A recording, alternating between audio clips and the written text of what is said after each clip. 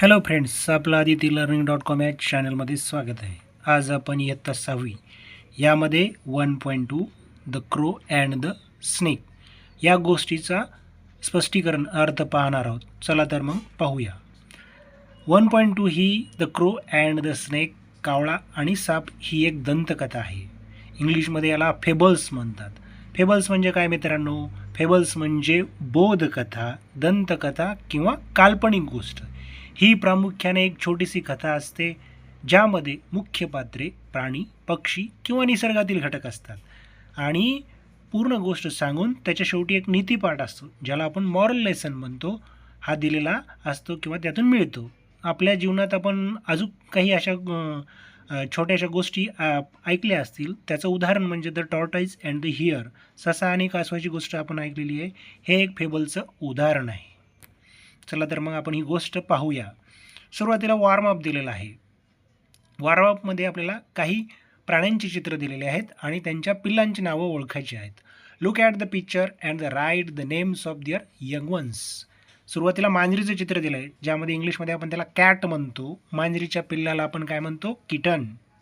दुसरं चित्र आहे कुत्र्याचं, ज्याला इंग्लिशमध्ये आपण डॉग म्हणतो. त्याच्या पिल्लाला आपण पपी म्हणतो. तिसरं चित्र आहे कोंबडीचं, ज्याला इंग्लिशमध्ये आपण हेन म्हणतो आणि तिच्या पिल्लाला आपण काय म्हणतो? चिक. चौथं चित्र आहे डग, बदकाचं चित्र आहे आणि बदकाच्या पिल्लाला आपण डगलिंग म्हणतो. चौथं चित्र आहे गाढवाचं, इंग्लिशमध्ये त्याला आपण डॉंकी म्हणतो आणि त्याच्या पिल्लाला फोल म्हणतो. शेवटचं चित्र आहे वाघाचं आणि त्याच्या पिल्लाला आपण इंग्लिशमध्ये वाघाला टायगर म्हणतो आणि त्याच्या पिल्लाला आपण कब म्हणतो. फर्स्ट पॅराग्राफमध्ये काय दिलं ते पाहूया आपण. Long long ago there lived a family of crows on a banyan tree. They had prepared a beautiful nest and made it their home. A wicked cobra lived in the hollow of that same tree. फार फार वर्षापूर्वी एक कावळ्याचं कुटुंब, म्हणजे आपण त्या म्हणू शकतो कावळा आणि लेडी क्रो, म्हणजे क्रो आणि लेडी क्रो, कावळा आणि कावळीन, हे वडाच्या झाडावर राहत होते. आता इथं लिव्ड शब्द आलेला आहे. लिव्ड हा पास्ट टेन्स आहे, त्याला तुम्ही अंडरलाईन करा किंवा वेगळं लिहून ठेवा. दे had prepared a beautiful nest and made. त्यांनी स्वतःसाठी सुंदर असं घरटं बनवलेलं होतं. आता यामध्ये प्रिपेअर्ड शब्द आला आहे, पास्ट प्रिपेअरचा प्रिपेअर्ड आणि मेकचा मेड पास्ट टेन्स आला आहे. इन दिअर होम, त्यांनी सुंदरसं घरटं आपल्या राहण्यासाठी बनवलेलं होतं. त्याच झाडावर a wicked cobra lived in the hollow on that same tree. त्याच झाडावर बाजूला किंवा खाली एक मोठं असं बीळ होतं, त्याला ढोली म्हणतो आपण झाडाची. त्या ढोलीमध्ये दुष्ट असा कोब्रा राहत होता. आता इथे परत शब्द आला लिव्हचा लिव्ड आणि विकचा विकिड, त्याला अंडरलाईन करा. One day the crow were very happy as the lady crow had laid eggs. One evening that flew out together for food. During that period, the cobra climbed up the tree and ate the little ones of the crows. One day, the crows were very happy as the lady crow laid eggs. एके दिवशी कावळा फार आनंदी झाला, कावळा आणि कावळी, कारण की कावळीनं अंडे दिले होते. लेचा लेड आलाय पास्ट टेन्स. आणि मग त्यांनी काय केलं, एके दिवशी one evening they flew out together for food. During that period, अन्नाच्या शोधासाठी ते तिथून उडून बाहेर गेले आणि त्याच कालावधीमध्ये तिथं जो साप होता कोब्रा, तो खालून वर चढत आला आणि त्यानं काय केलं, त्यांचे जे अंड्यातून पिल्ले निघाले होते ते खाऊन टाकले, कावळा आणि कावळीनीचे. क्लाइमचा क्लाइम्ड आलाय, त्याला अंडरलाईन करा. त्याचबरोबर फ्लायचा फ्ल्यू आला आणि दुसरा जो शब्द आहे ईटचा एट, हे दोन पास्ट टेन्स आलेत, ते तुम्ही लिहून ठेवा. After a few months the lady crow laid some eggs again. This time they decided that they will stay at a short distance to watch their nest.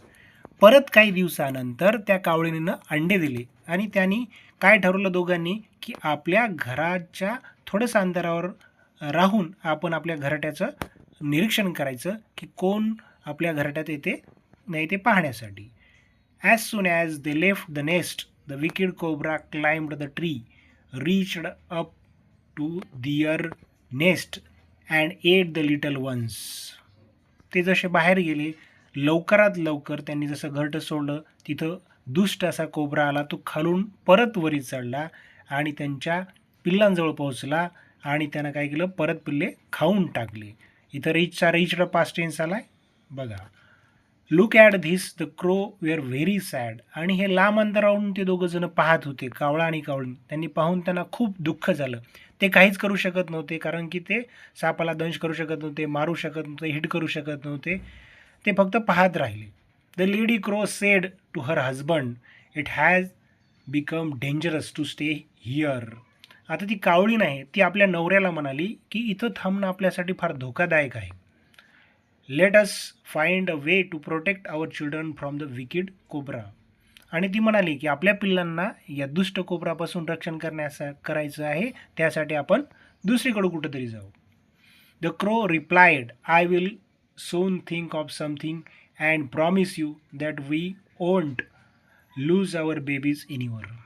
तो जो कावळा आहे त्यानं उत्तर दिलं, रिप्लाइड आला आहे, I will soon think of something and promise you that we won't lose our babies anymore. तो म्हणाला की मी याच्यावर विचार करतो, मी तुला एक वचन देतो की याच्यानंतर आपण आपल्या पिल्लांना गमवायचं नाही, असं तो तिला म्हणतो. The next day the clever crow made a plan. दुसऱ्या दिवशी हुशार कावळानं एक प्लॅन केला. प्लॅन म्हणजे योजना.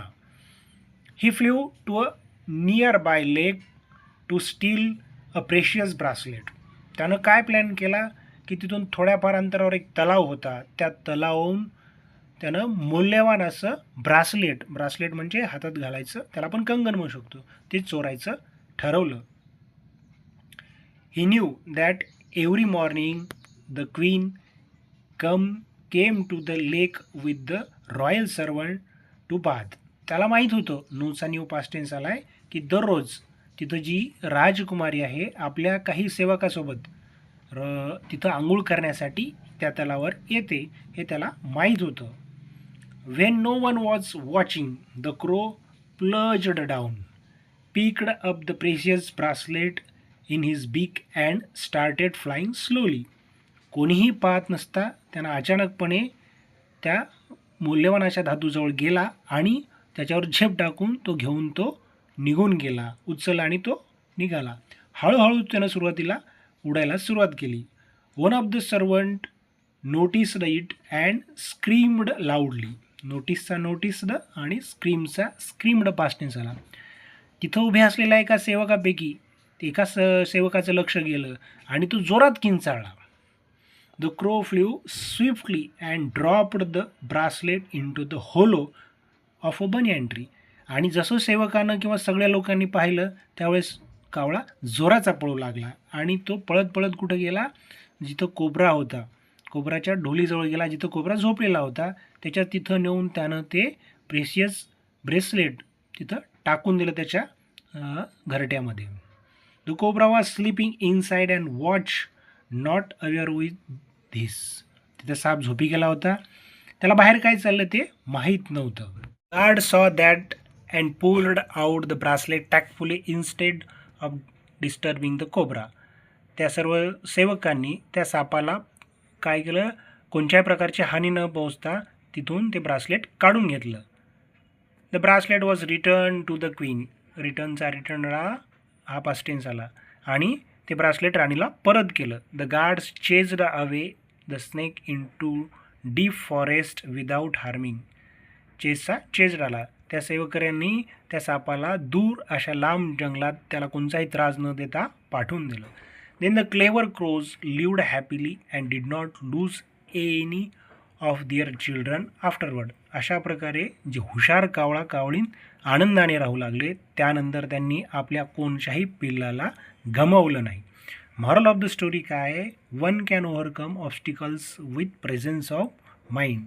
म्हणजे शारीरिक ताकदीपेक्षा बुद्धीच्या वापराने बलाढ्य शत्रूवर कसा विजय मिळवता येतो हे आपल्याला सांगतो. आपल्या कोणत्याही प्रकारे जर आपल्या आयुष्यात अडचण असेल तर प्रेझेन्स ऑफ माइंडचा म्हणजे बुद्धीचा वापर करून आपण त्यातून बाहेर निघू शकतो, असा या पाठातून आपल्याला बोध मिळतो.